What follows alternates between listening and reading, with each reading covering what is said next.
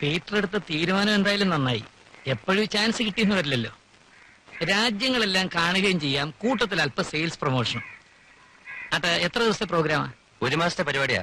വേണമെങ്കിൽ കുറച്ച് ദിവസം കൂടെ നീട്ടും. പേപ്പേഴ്സും വിസയും ഒക്കെ ശരിയായോ? പിന്നൊരു കാര്യം, ഇന്നലെ ദേവി ഇവിടെ വന്നിരുന്നു. അവിടെ കല്യാണം കഴിഞ്ഞിട്ട് താൻ കാണാൻ ചെന്നില്ലെന്ന് ഭയങ്കര പരാതി. താൻ അവളെ ഹോട്ടലിൽ വെച്ച് കണ്ടപ്പോ ഒഴിഞ്ഞു മാറിയെന്നോ സംസാരിച്ചില്ല എന്നോ ഒക്കെ പറഞ്ഞു. ഏയ്, അങ്ങനെയൊന്നുമില്ല. അല്പം തിരക്കിലായതുകൊണ്ട് ഞാൻ പോയില്ലെന്ന് മാത്രം. കൂടാതെ ഞാനും കുമാറും ഫോണിൽ കൂടെ മിക്കവാറും ബന്ധപ്പെടാറുണ്ട്. അത് തന്നെ ഞാൻ അവളോട് പറഞ്ഞു. പക്ഷെ അവൾ സമ്മതിക്കണ്ടേ? പറഞ്ഞ് അവസാനം അവൾ കരച്ചിൽ വരെ എത്തി. താൻ ഏതായാലും അവിടെ വരെ ഒന്ന് ചെല്ലേ. അവിടെ വിഷമം മാറുന്നെങ്കിൽ മാറട്ടെ.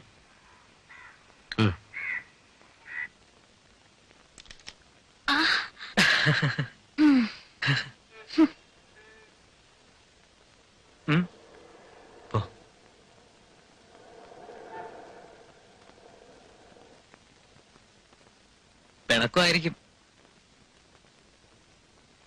പിണക്കമുണ്ടെങ്കിൽ മാറ്റാനല്ലേ ഞങ്ങൾ വന്നത്? അല്ല, ഞാൻ വന്നത്. ഞാനറിയാ പിണങ്ങാൻ. നിന്റെ ചേട്ടൻ എവിടെ? ഞാൻ കണ്ടില്ല.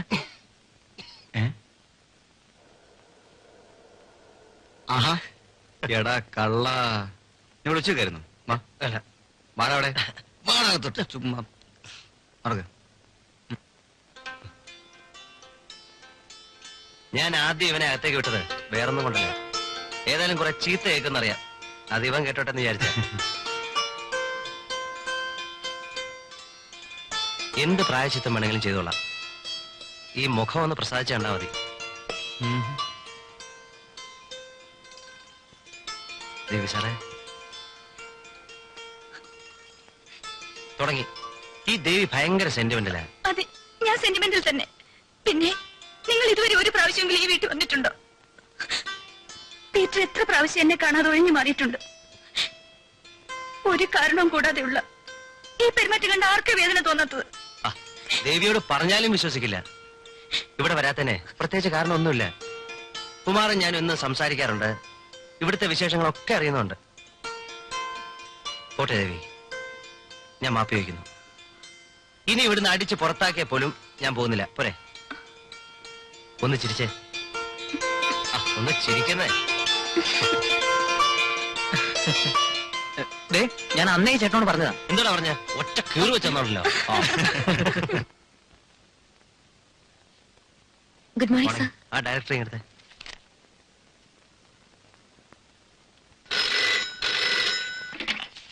Hello, wrong number.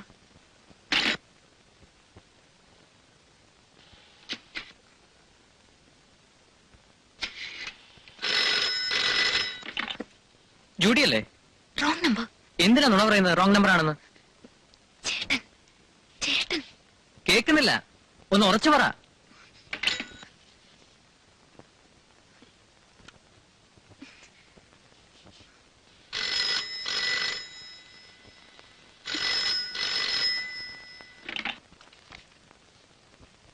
ജൂഡി അല്ലേ? നല്ല ആളാ. ഞാനിത് എത്രാമത്തെ പ്രാവശ്യം ഫോൺ ചെയ്യുന്നത് അറിയാവോ? എന്താണ് മിണ്ടാത്തത്? ഒന്നും കേൾക്കുന്നില്ല. അയ്യോ, ചേട്ടനോ? നല്ല ആളാ. നിനക്ക് ചേട്ടൻ അടുത്തുള്ള കാര്യം ഒന്ന് പറയാൻ പാടില്ലായിരുന്നു? അത് കൊള്ളാം. ഞാനെങ്ങനെ പറയാനാ? ചേട്ടനടുത്തൊന്നും മാറിയിട്ട് വേണ്ടേ? ചേട്ടൻ എന്തു പറഞ്ഞു? എന്തു പറയാനാ? ഞാൻ ഇല്ലാത്ത നുണയൊക്കെ പറഞ്ഞു പറ്റിച്ചു. എങ്ങനെയെങ്കിലും ഒന്ന് ഊരണ്ടേ? ചേട്ടനറിയാമോ എന്ത്? നമ്മൾ തമ്മിൽ കാഴ്ച ബംഗ്ലാവിൽ പോയില്ലേ ആനയെ കാണാൻ? ആ കാര്യം ചേട്ടൻ അറിഞ്ഞാലെന്താ, ഇല്ലെങ്കിലെന്താ? Anyway, we are made for each other.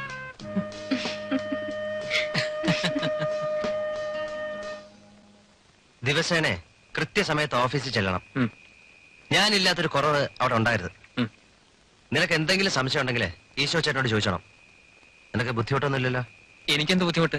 ചേട്ടൻ ധൈര്യമായിട്ട് പോയിക്കോ, എല്ലാം ഞാൻ നോക്കിക്കോളാം. എനിക്ക് ധൈര്യക്കുറവുണ്ടായിട്ടൊന്നുമല്ല.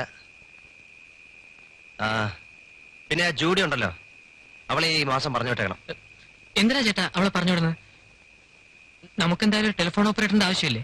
And she's quite capable. അതൊക്കെ ശരിയായിരിക്കാം, പക്ഷേ നമുക്ക് അവളെ വേണ്ട.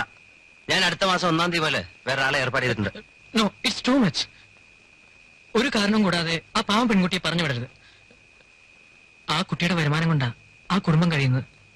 നിനക്ക് എന്ന് തുടങ്ങി ഈ ജീവകാരുണ്യ സ്നേഹം? നിനക്കെന്താ അവളോട് ഇത്ര താല്പര്യം? എനിക്കാരോടും താല്പര്യം ഉണ്ടായിട്ടൊന്നുമല്ല. ആരെയായാലും ശരി, ഒരു കാരണവും കൂടാതെ പറഞ്ഞു വിടുന്നതിന് ഞാനെതിരാ. ആർക്കായാലും കഴിവുണ്ടെങ്കിൽ നല്ല ജോലി കിട്ടിക്കോളും. ആജീവനാന്തം നമ്മുടെ ഓഫീസിൽ തന്നെ ജോലി ചെയ്യണമെന്ന് നിർബന്ധമൊന്നുമില്ലല്ലോ. അതിനിപ്പോ ഇവിടുത്തെ ജോലിക്ക് എന്താ തകരാറ്? ഞാൻ കാരണമാണെങ്കിൽ ഞാൻ ഓഫീസിൽ പോണ്ടെന്ന് വെച്ചേക്കാം. നിന്നെ എങ്ങനെ ഉപേക്ഷിക്കുക? രക്തബന്ധമായി പോയില്ലേ? കൂടാതെ മരുമകൾ ഒരു ടെലിഫോൺ ഓപ്പറേറ്ററായിട്ട് ജോലി ചെയ്യുന്നതിന്റെ നാണക്കേട് നിനക്കല്ല, മത്തായി കുട്ടിക്ക.